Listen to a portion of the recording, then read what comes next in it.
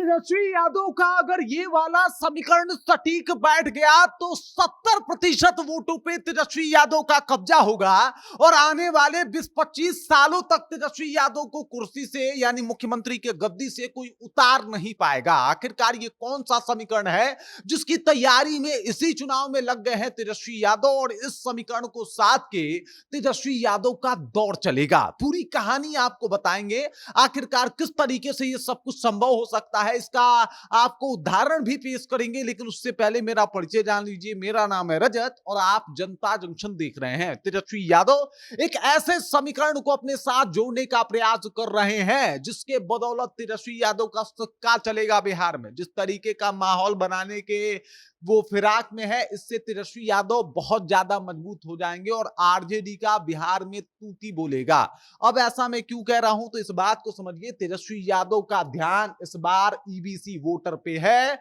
और अगर EBC voter को अपने पक्ष में कर लेते हैं तेजस्वी यादव तो समझ जाइए कि इनके पास 36.1% वोट ईबीसी वोटर जो पूरे बिहार में है। कितने हैं ईबीसी, कितने हैं ईबीसी 36.1%। उसके बाद यादव कितने हैं तो लगभग मान लीजिए 15% यादव हैं और मुसलमान कितने हैं तो लगभग 17%। ये सब कुछ मिला दिया जाए तो टोटल जो आंकड़ा निकल के आपके सामने आएगा वो लगभग जो है आपका पहुंच जाएगा 70%। अब किसी भी चुनाव में, दुनिया का कोई चुनाव हो, अगर 70% जनता आपके साथ आ जाए तो आपको चुनाव जीतने से कोई रोक नहीं पाएगा। और इस बार जो तेजस्वी यादव का प्लान है वो ईबीसी वोटर को अपने पक्ष में करने का है। अब आप सोच रहे होंगे कि ऐसा क्या प्लान है जिससे ईबीसी इनके पक्ष में आ जाएंगे, तो देख लीजिए लंबा चौड़ा जो लिस्ट आपको दिखाई दे रहा है ये सिर्फ ईबीसी जो वोटर है उनको अपने पक्ष में करने के लिए है। इसका नाम रखा गया है अति पिछड़ा न्याय संकल्प।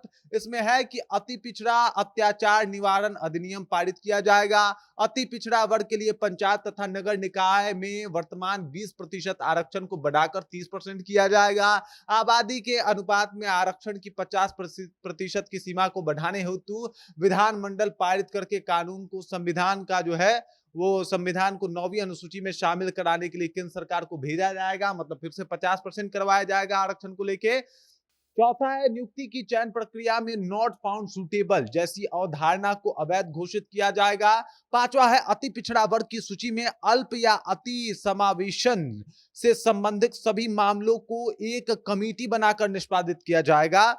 छठा कह रहे हैं कि भाई अगर मेरी सरकार आई तो मैं अति पिछड़ा के लिए क्या करूंगा, तो अति पिछड़ा अनुसूचित जाति जनजाति तथा पिछड़ा वर्ग में सभी आवासीय भूमिहीनों को शहरी क्षेत्रों में 3 डेसिमल तथा ग्रामीण क्षेत्रों में 5 डेसिमल आवासीय भूमि जो है वो उपलब्ध कराई जाएगी। यूपीए सरकार द्वारा पारित शिक्षा अधिकार अधिनियम 2010 के तहत निजी विद्यालयों में नामांकन हेतु आरक्षित सीटों का आधा हिस्सा अति पिछड़ी जाति अनुसूचित जाति और जनजाति के बच्चे हेतु निर्धारित किया जाएगा। निजी विद्यालय यानी प्राइवेट स्कूलों में भी इस तरीके का शिक्षा का प्रावधान किया जाएगा। उसके बाद कह रहे हैं कि 25 करोड़ रुपया तक के सरकार ठेकों आपूर्ति कार्यों में अति पिछड़ा अनुसूचित जाति जनजाति और पिछड़ी जाति के लिए 50% आरक्षण का अवधारणा किया जाएगा। उसके बाद कह रहे हैं कि संविधान की धारा 15 के अंतर्गत राज्य के सभी निजी शिक्षण संस्थानों के नामांकन हेतु आरक्षण लागू कर दिया जाएगा। मतलब निजी स्कूलों में संस्थानों में भी आरक्षण लागू कर दिया जाएगा। और ये सब कुछ किसके लिए किया जाएगा, अति पिछड़ा समुदाय के लिए किया जाएगा।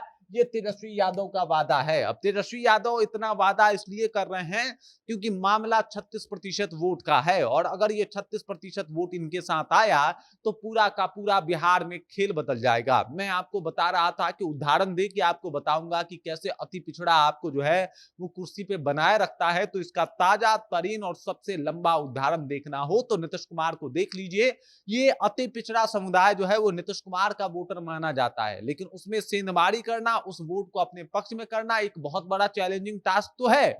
लेकिन जितना अति पिछड़ा के लिए इन्होंने लिस्ट निकाला है, इससे हो सकता है कि अति पिछड़ा जो है वो नीतीश कुमार का साथ छोड़ के चले जाएं तेजस्वी यादव के साथ। और अगर तेजस्वी यादव के साथ चले गए तो समझ जाइए कि तेजस्वी यादव को 15-20 सालों तक बिहार की कुर्सी से कोई नहीं उतार पाएगा, ठीक वैसे ही जैसे नीतीश कुमार को कोई नहीं उतार पाया। बाकी इस खबर, इस जानकारी को लेके और जिस तरीके से तेजस्वी यादव ने ये चाल चला है, जिस तरीके से तेजस्वी यादव ने माहौल अपने पक्ष में किया है, उसे आप कैसे देखते हैं?